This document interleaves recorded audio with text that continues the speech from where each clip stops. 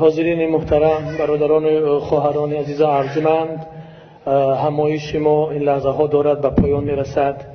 من اظهار تشکر میکنم از همه مهمانانی از دور و نزدیک آمده، برادران و خواهران عزیز ارجمند. قدمتان گرامی و نور چشم ما بود.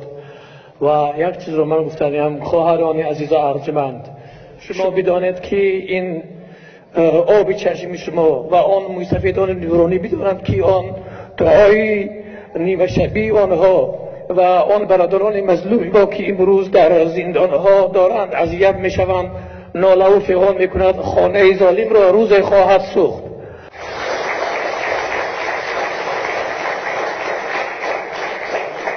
و خیلی که رئیس محترم هم ذکر کردن، ما باید غمگین نشویم. ولا تهین یا ایها الذین آمنوا ولا تهینوا ولا تحزنوا انتم الاعلون ان کنتم مؤمنین. فکر کنم همین رو خوندن. شما فراموش نکنید ما غالب میدانیم، ما در دنیا سربلند و در قیامت سربلند هستیم.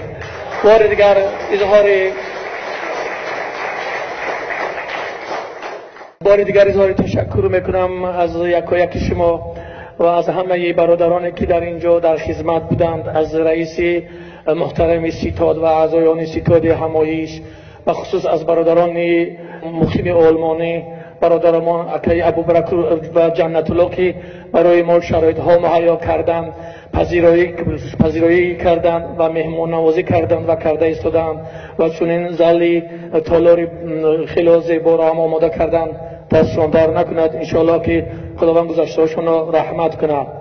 برای من یک چیز رو گفتنی هستم که دیروز ما مشاهده شدیم. برای اگر جای سخن فکر میکردم نباید جای این سخن گفتن بود، اما دلم آرام نمیگیرد. یک ویدیویی را ثبت کردن، اون نماینده سابق که از گروه 24 رفتند و برادر ما را هم ظلماند، بس قدری محترم بود. من به همه مقدسات سوگند میخوام که وقتی آخر که مادر من بیمار شدن و من در خارج کشور قرار داشتم و او را برای معالجه فرستادم و وقتی آخر که حالش خوب نشد من او را به فرودگاه بردم.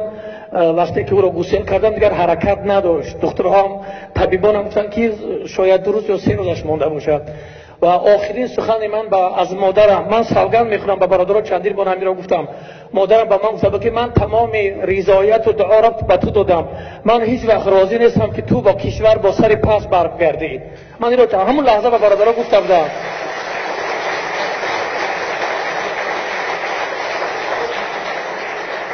و اما این روزها آنها شرم نکرده میگن که این در جنازه مادرش نبود. من چطور به جنازه مادرم میرفتم که من امکانات را نداشتم. از شما هیچ کس از دست شما در امن و امانی نبود و آنها گفتن که مادرش از این راضی نبود. مادر من 100% همه برادران که در آنجا با ما بودن در خارج کشور میدونن که من 2 ماه با مادرم در بیمارستان یک جای بودیم و همیشه برای من دعا میدادن و میگفتن که من یک زنی هستم که یک بار تولد شده و یک بار میمیرم و شما وصیت میکنم که هیچ وقت با سر پس به کشور بر نگردید. من سوگند میخورم.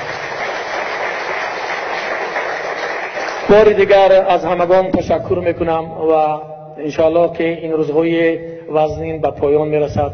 ما سالهای 1992 از این هم بدتر روزها را دیده بودیم.